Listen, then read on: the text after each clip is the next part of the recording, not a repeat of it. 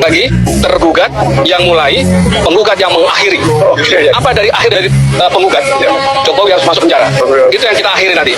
Kemudian saya perlu ingatkan juga kepada seluruh majelis hakim dimanapun, jika Anda tidak tersandera oleh masalah kasus-kasus apapun yang persoalan perkara yang saudara pegang, Anda tidak perlu takut untuk memutus perkara ini. Saya ingatkan, selama Anda tidak tersandera masalah kasus, Anda tidak perlu takut untuk memutus perkara ijazah Jokowi. Untuk pendaftaran yang saudara Michael sampaikan tadi, memang ada beberapa hal yang perlu dipenuhi di dalam proses pendaftaran. Jika ada sesuatu yang belum menjadi lampiran persyaratan, maka seharusnya pengadilan atau panitera atau yang menerima, seperti di sini pelayanan terpadu satu pintu, harus memberikan atau memberitahukan apa yang belum dipenuhi. Tidak bisa hanya mengatakan ditolak. Pernyataan perasaan permusuhan dan atau memanipulasi penciptaan, perubahan, pengerusakan informasi elektronik yang dianggap seolah-olah data yang otentik dan atau mengubah, mengurangi, melakukan transmisi, merusak, memindahkan, menyembunyikan suatu informasi elektronik milik orang lain. Persangkaan Pasal 310 Undang-Undang Nomor 1 Tahun 1946 tentang KUHP dan atau dengan ancaman pidana penjara 9 bulan, kemudian ayat 2 ancaman pidana penjara 1 tahun 4 bulan. Kemudian pasal 434 Undang-Undang Nomor 1 Tahun 2023 tentang KUHP ayat 1 ancaman pidana penjara 3 tahun. Dan atau pasal 246 Undang-Undang Nomor 1 Tahun 2023 dengan ancaman pidana penjara 6 tahun. Pasal 242 Undang-Undang Nomor 1 Tahun 2023 dengan ancaman pidana hukuman 3 tahun. Pasal 243 Undang-Undang Nomor 1 Tahun 2026 tentang penyesuaian pidana. Pasal 35 junto pasal 51 ayat 1 Undang-Undang Nomor 11 Tahun 2008 tentang informasi transaksi elektronik dengan ancaman pidana penjara 12 tahun. Pasal 32 ayat 1 junto pasal 48 ayat 1 Undang-Undang Nomor 11 Tahun 2008 tentang informasi transaksi elektronik dengan ancaman pidana 8 tahun.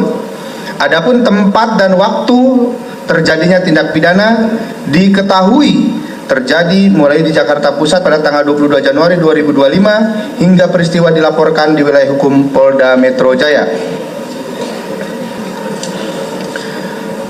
di mana pelapor sekaligus sebagai korban menjelaskan bahwa pelapor merasa diserang nama baiknya dan merasa difitnah dengan tuduhan memiliki ijazah S1 palsu, skripsi palsu, berikut lembar pengesahannya.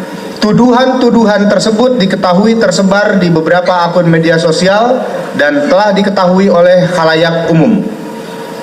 Pelapor telah lulus perkuliahan di Fakultas di Fakultas Kehutanan Universitas Gadjah Mada dan memiliki ijazah S1. Kami ulangi bahwa pelapor telah lulus perkuliahan di Fakultas Kehutanan Universitas Gadjah Mada dan memiliki ijazah S1, skripsi serta lembar pengesahan yang sah dan diakui oleh Universitas Gadjah Mada. Selain itu terdapat pihak-pihak yang membahas foto atau gambar ijazah S1, skripsi berikut lembar pengesahannya yang dituduh memiliki milik pelapor yang ditayangkan dalam beberapa akun media sosial dengan tampilan tidak utuh atau terpotong-potong. Perjalanan penyidikan yang dilaksanakan oleh Direktorat Reserse Kriminal Umum Polda Metro Jaya dalam perkara ini, penyidik telah melakukan pemeriksaan saksi sebanyak 130 orang saksi.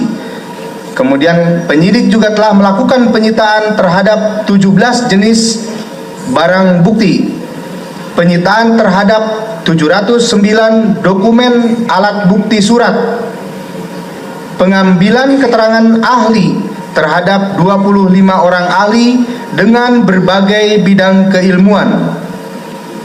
Kemudian dalam penanganan penyidikan juga penyidik telah melakukan secara saintifik dengan cara melakukan pemeriksaan uji laboratorium terhadap barang bukti dokumen berupa ijazah sarjana atas nama Insinyur Haji Joko Widodo di Puslap 4 Polri.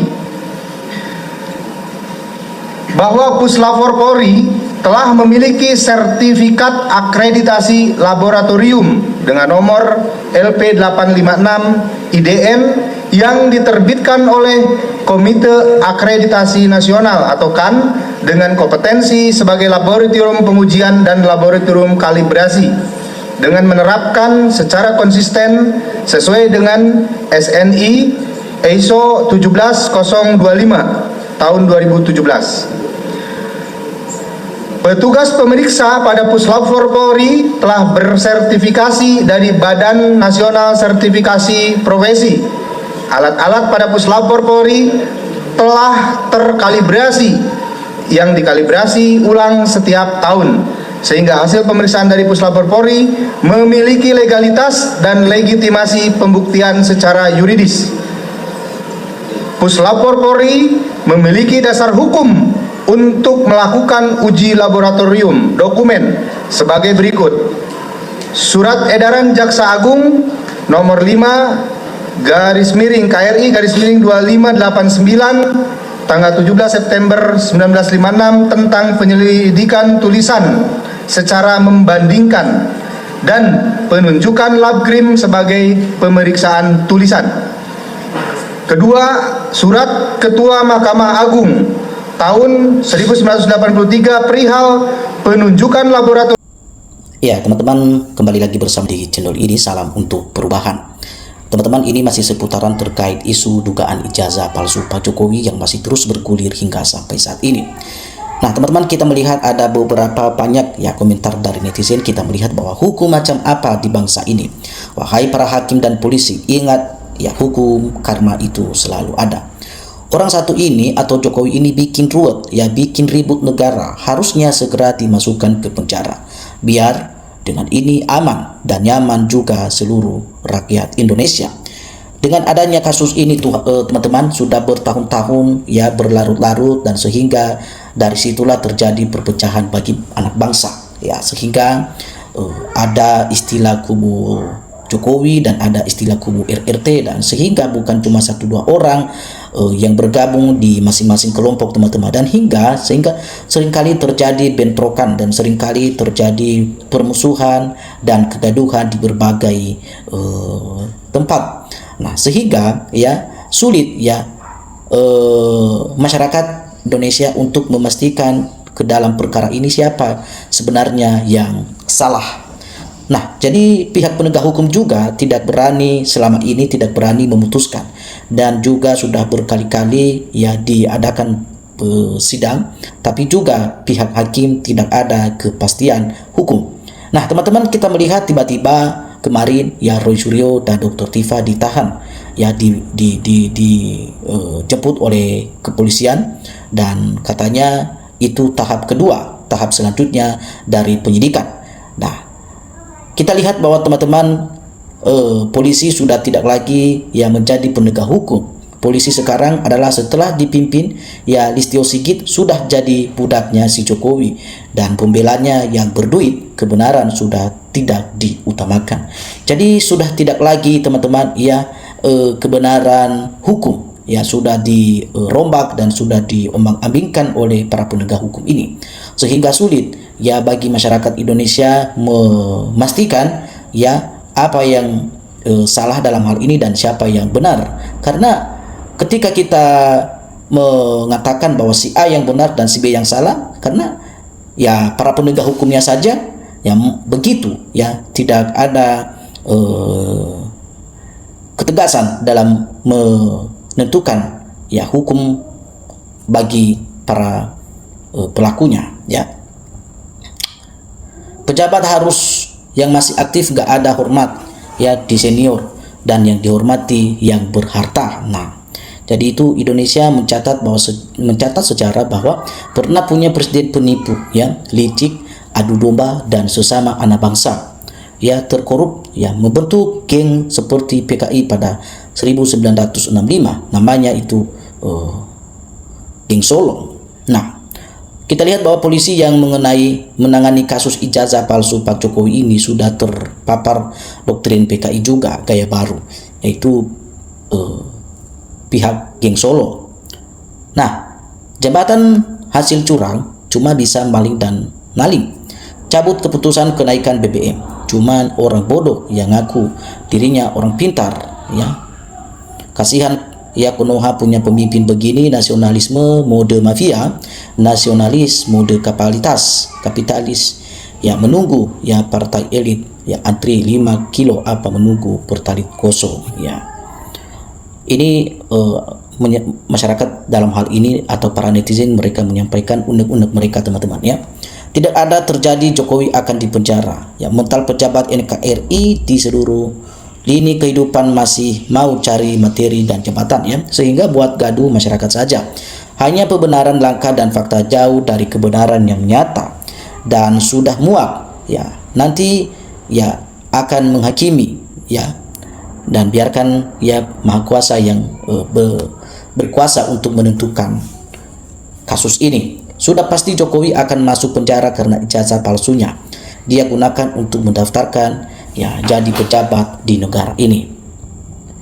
Lalu teman-teman, kita melihat bahwa kok seenaknya memenjarakan seseorang. Bagaimana kerja kepolisian ini sudah terkontaminasi pesanan ya rusak bobrok hukum di negeri ini, ya. Kepalsuan ijazah palsu, kepalsuan ijazah palsu segera diungkap, ya. Kebenaran tidak akan kendor, terus maju membela ya kebenaran di tengah keadilan.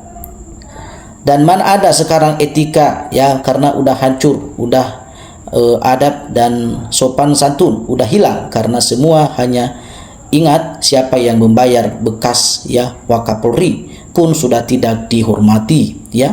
Anda akan mati dan pensiun kembali ya seperti masyarakat. Ya, setuju jika Jokowi harus masuk ke dalam penjara dan termunya seperti Andi Azwar dan Freddy di Manik, ya, dan Ade Gogon Prade. Satu persatu mereka lah sumber kegaduhan yang membuat di negeri ini. Orang baik dalam ya perjuangan demi kebenaran. Banyak yang bersimpatisan, ya. Semangat Dr. Tifa dan Roy Suryo dan kawan-kawan lainnya selalu sehat. Nah, kita melihat bahwa jelas ya kalau Jokowi geng-geng gerombolan terbentukan, Jokowi mau hanya ya dari KPU, UGM, polisi, teman-teman, ya, rekayasa. Kuliah Jokowi semuanya sangat ya bisa direkayasa untuk membohongi guna menutupi ya palsu ijazah S1-nya.